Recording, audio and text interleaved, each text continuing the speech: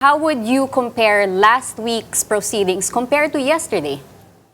I think they're warming up, and at the same time, perhaps this is also a good opportunity for the presiding officer to call a meeting upon to both prosecution and the defense that this is not a courtroom, and this impeachment trial really is really your audience basically is the Filipino people. So you have to make it less technical and less very judicial in approach.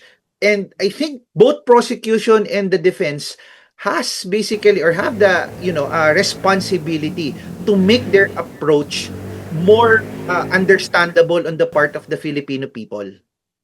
Well, to your point, dagdagan ko lang din, Professor, yun nga po, people are tuning out because this procedure has become too legalistic.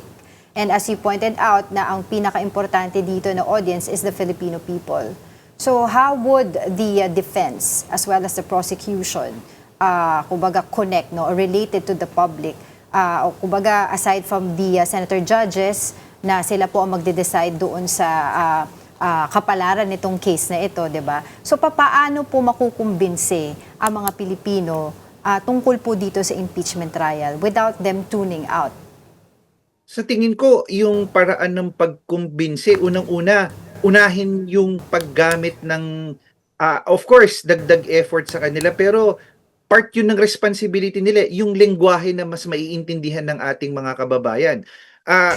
Paggamit ng Tagalog o paggamit ng pag-Taglish, pagkombinasyon ng Filipino at saka English, kung technical yung term o Latin term na mayroon talagang mahirap talaga, pwede nilang itagalog at ganun. So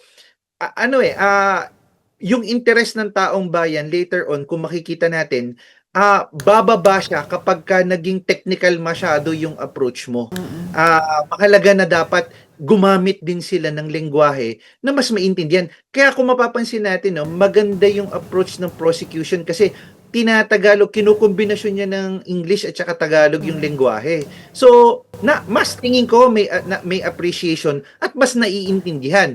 As compared, for example, kung pansinin niyo nung day 3, nung kinross examine ng counsel, yung witness basically, si Kalilong, napaka yes or no, technical English. So, tingin ko lalo na sa ating mga kababayan, napaka hirap ng ganitong klaseng approach kung sakali.